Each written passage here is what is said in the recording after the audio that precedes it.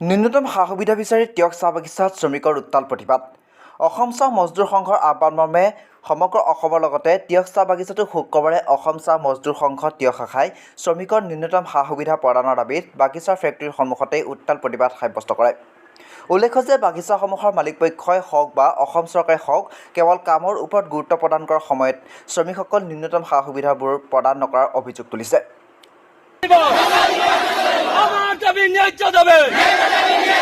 বিশেষকৈ টিয়ক চাহ বাগিচাৰ প্ৰয়োজনতকৈ কম শ্ৰমিকৰ নিয়োজিত কৰি আজি বছৰ বছৰ ধৰি মালিকপক্ষই কাম আদায় কৰি আছে যদিও আজি পৰ্যন্ত শ্ৰমিকসকলে থাকিবলৈ এটা উপযুক্ত ঘৰ, চিকিৎসা সেৱা, বিশুদ্ধ খোৱা পানী, শৌচাগাৰ আদি যোগান ধৰাত ব্যৰ্থ হৈছে চৰকাৰ তথা মালিকপক্ষই।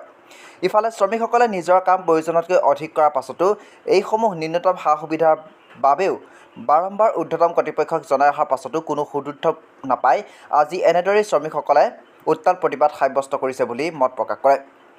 আৰু অনতিপলমে চৰকাৰ তথা মালিকপক্ষক ন্যূনতম সা সুবিধাসমূহ প্ৰদানৰ দাবী জনাইছে এইসকল শ্ৰমিকে।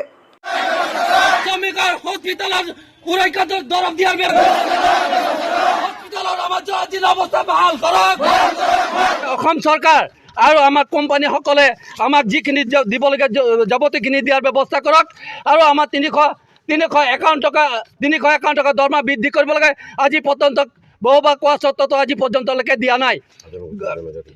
আৰু আমি 6 জনজাতিকৰণৰ কাৰণেও আমি সেইবিলাক দাবী জনাই আহিছোঁ। সেই দাবীকেইটাও আজি পৰ্যন্তলৈকে পূৰণ কৰা নাই। আৰু কিছুমান মানুহক নতুনকৈ ঘৰ দিয়াৰ ব্যৱস্থা কৰিব লাগিছিলে, সেইকেইটাও দিয়া নাই। আৰু আমাৰ লেবাৰ এক্ট 1951 এক্ট মতে আমাৰ টিয়ক চাহ বাগিচাত 426 লেবাৰ হ'ব লাগিছিলে, কিন্তু আজি তাৰিখত আমাৰ 354টা লেবাৰত আমাৰ মালিকপক্ষই শোষণ কৰি কাম কৰাই আমাক জীয়াই ৰাখিছে। আৰু মালিকসকলে আমাক যিমানে টৰ্চাৰ কৰিছে, ইমানে শোষণ কৰিছে, ক'ব নোৱাৰা, ভাবিব নোৱাৰা। আমাক আজি অসম চৰকাৰ সদৌ অসম সংঘৰ তৰফৰ পৰা আমাৰ যিখন গাইডলাইন দিছে, সেইখন গাইডলাইনত আমাৰ 21 কেজি শ্ৰমিকসকলে পাত দিয়াৰ ব্যৱস্থা কৰিব, 24 কেজি পাত দিয়াৰ স্বত্বতো আমাৰ মা ভনীসকলক হাজিৰা দিয়াৰ ব্যৱস্থা নকৰে। কিছুমান সকলক যে এনেকৈ ব্যৱস্থা কৰে মালিকসকলে, আমি ভাবিব নোৱাৰোঁ, চিন্তা কৰিব নোৱাৰোঁ। তেনেকুৱা অৱস্থাত আমাক জীয়াই ৰাখিছে।